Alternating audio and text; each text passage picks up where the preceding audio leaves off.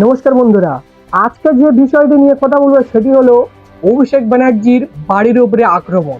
হ্যাঁ, কোনো 100 জন 200 জন মিলে আক্রমণ করেনি, মাত্র একজন মানুষ আক্রমণ করেছে। এবং এই বিষয় নিয়ে কথা বলবো, প্রথম আপনারা এই ভিডিওটি দেখুন।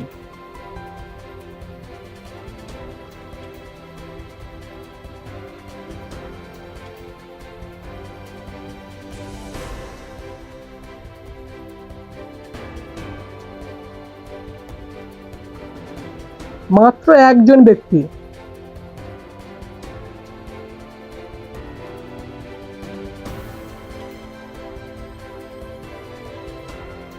ছেলেটার দম আছে বলতে হবে, সাহস আছে বলতে হবে। কারণ একজন এসে বাইকে করে এসে একজনই অভিষেক ব্যানার্জি বাড়ির উপরে আক্রমণ করছে।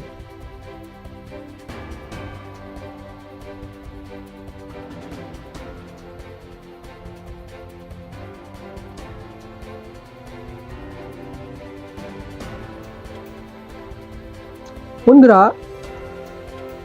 আপনারা দেখলেন এবং অভিষেক ব্যানার্জি তার টুইটার হ্যান্ডেলে, এক্স হ্যান্ডেলে পোস্ট করেছে একটি ছবি, দুটো ছবি পোস্ট করেছে এবং এই ভিডিওটি পোস্ট করেছে।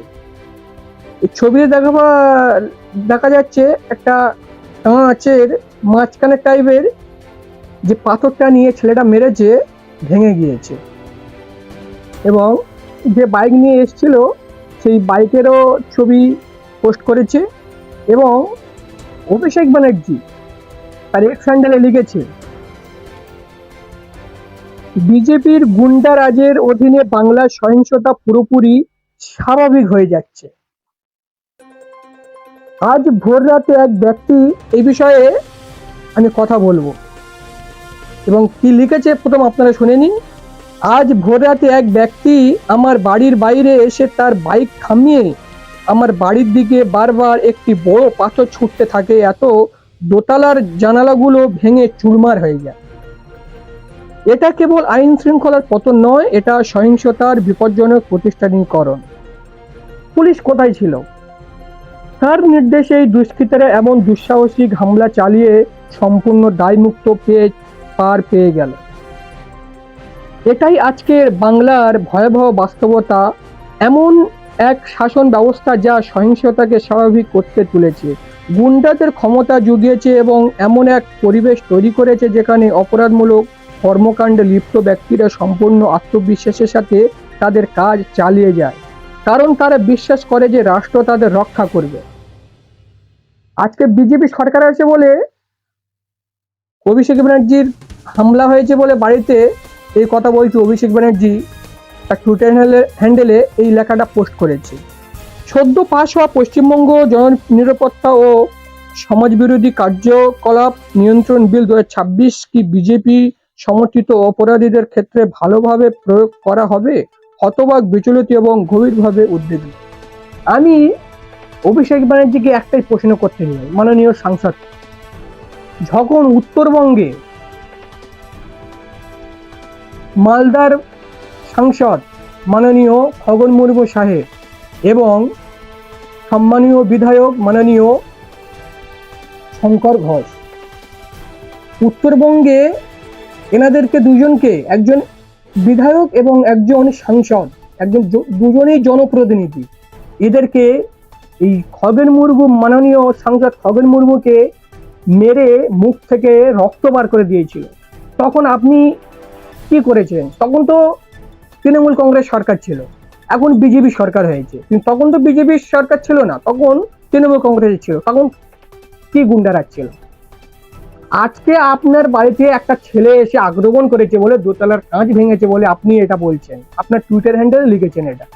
কিন্তু যখন তৃণমূলের সরকার ছিল আমরা দেখেছি, এমনকি বর্তমানে মুখ্যমন্ত্রী মাননীয় শুভেন্দু অধিকারী মহাশয়কে আক্রমণের মুখে পড়তে হয়েছে, প্রাণঘাতী আক্রমণ।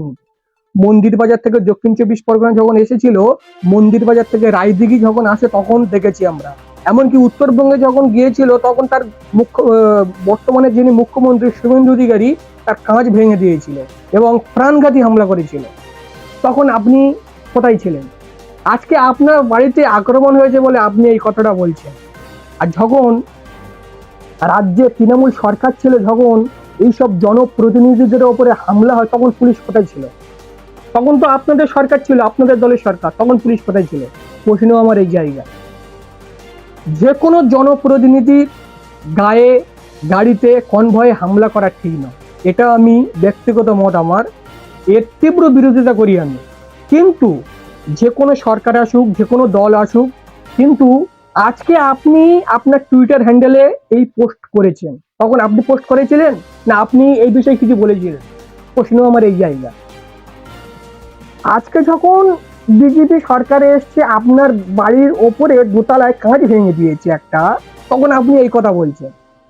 আর যখন একজন সাংসদ, একজন জনপ্রতিনিধি, একজন বিধায়ক এবং একজন সাংসদকে আমরা দেখেছি তখন সোশ্যাল মিডিয়া এবং টিভির মাধ্যমে, তাকে মেরে রক্ত বার করে দিয়েছিল মুখ থেকে, তখন আপনি কোথায় ছিলেন? একজন জনপ্রতিনিধি একজনকে এরকম মারা কি উচিত হয়েছে? তখন তো তৃণমূল কংগ্রেস সরকার ছিল, তখন বিজেপি ছিল না, বিজেপি তখন গুন্ডা বাহিনী ছিল না, তখন কোন দলের গুন্ডা বাহিনী ছিল? প্রশ্ন আমার এই জায়গা। এরপরেও আজকে সরকার দেখুন, সরকার আজকে বিজেপি আছে, কালকে অন্য দল আসতে পারে। এর আগে তো দেখি তৃণমূল কংগ্রেসের সরকার ছিল, সরকার পাল্টে গিয়েছে, পরিবর্তন হয়েছে, সরকার চেঞ্জ হয়েছে এবং বাংলার মানুষ বিজেপিকে সরকারে নিয়ে এসছে। এবং যে কোনো জনপ্রতিনিধির ওপরে আক্রমণ ঠিক নয়, এটা মান্যতা দেওয়া যায় না। কিন্তু আপনারা কি করে কথা বলতে পারেন?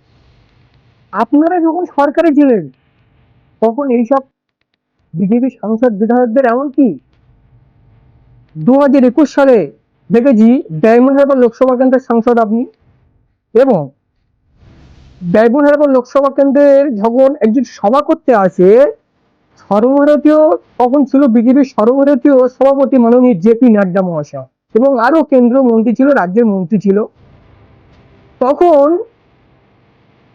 প্রাণঘাতী হামলা হয়েছে জেপি নাড্ডার কনভয়ের উপরে, এমনকি আরো হেভিওয়েট নেতা মন্ত্রীদের উপরে।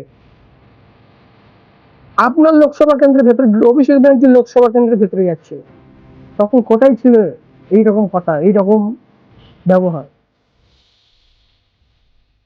এইগুলো মান্যতা দেওয়া যায় না। আপনার বাড়ি অভিষেক ব্যানার্জি, অভিষেক ব্যানার্জির বাড়িতে যেটা হয়েছে, এটাও খুব অন্যায়। যে কোনো জনপ্রতিনিধির ওপরের বাড়ির ওপরে এরকম করা ঠিক না, এটা তীব্র বিরোধিতা করি। কিন্তু যে কোনো দলের মানুষের উপরে, যে কোনো দলের জনপ্রতিনিধির উপরে এরকম করা ঠিক না। এবারে আসি মহুয়া মিত্র, তৃণমূল কংগ্রেস সাংসদ মহুয়া মিত্রের উপর, তাকে ডিম মারছে। এখন ডিম মারা এখন পশ্চিমবঙ্গের মানুষের রাজনীতির এখন খুব একটা বড় বিষয় হয়ে দাঁড়িয়েছে, ডিম মারছে। এবং ভিডিওটি আগে দেখুন আপনারা।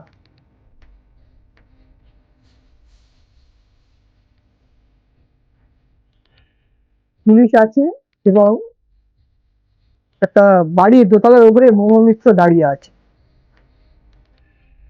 সেখান থেকে ভিডিও শুট করছে উনি। আর দেখুন শুধু ডিমের খোলা আর কুসুম।